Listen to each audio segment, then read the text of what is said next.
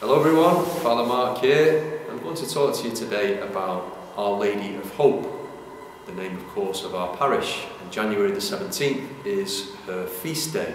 So not one of the better known stories of Our Lady, the apparitions of Our Lady of Hope, so we want to help us all understand that today. So the story begins in northern France, a place called Pontmain is how we would say it. Of course I'm speaking Salfordian. The French would probably say Pontmain, but I'm not going to use my best attempt at French because that would only make things worse. So I'm going to speak Salfordian to you today, okay? So in Pontmain, the year is 1871. It's January. It's the middle of January. It's cold, it's dark, it's not very nice, I'm sure, even in that part of France. And at the time, France were at war with a country called Prussia. Now Prussia, most of you know I'm sure, is a part of what we now call Germany. And so France and Prussia were at war at this time. And the people of France, and northern France in particular, were very worried about this because the Prussian army was advancing. And it was advancing towards this place called Pontmain. And in that place, a family lived, the Barbadette family.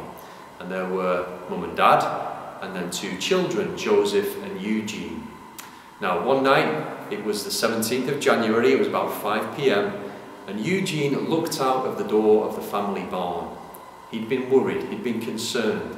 The Prussian army was coming on. In the sky that night, he saw this image of a beautiful lady wearing a dark blue robe with gold stars on it and a black veil. He saw this image in the sky. He couldn't believe it, he was amazed. So he called his dad, Caesar, and his brother came out, Joseph, and they looked in the sky too. His dad couldn't see anything, but Joseph could. So Joseph and Eugene both saw this lady and were shocked and surprised, and yet they turned to her and wondered what she could possibly be. Soon other people came too. The family's mother came out, and she said she couldn't see this image either. But she knew her children wouldn't tell a lie, so she suggested that they begin to pray. So that's what they did. Slowly other people came, the teacher from the school, more children came. Eventually there was a crowd of about 50. But the only people that could see Our Lady in the sky were 6 children.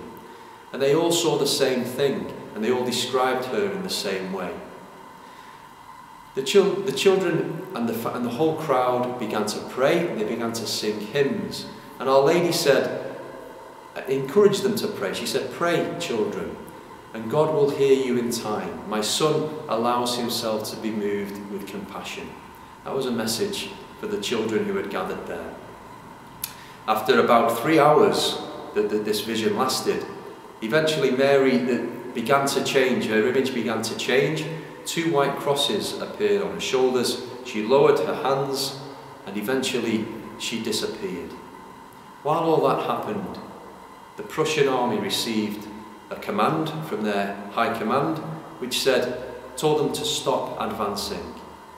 And so they stopped. They didn't move any more towards Pontmain. And later, just 10 days later, a peace agreement was signed, and the war came to an end.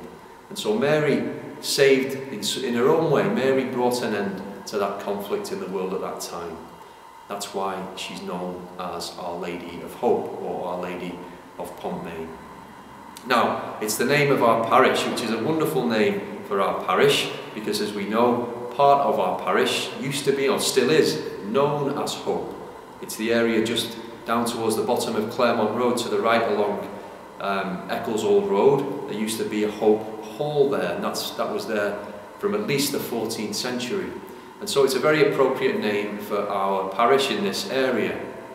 But I like it for 2 other reasons too. First of all, because hope is something that is so much needed in the world, and we can be sharers of that hope with other people. That story, it's a very dark time, it's a difficult time for the people, they're worried, but even in that dark moment, they know there is hope, and Our Lady comes to confirm that hope.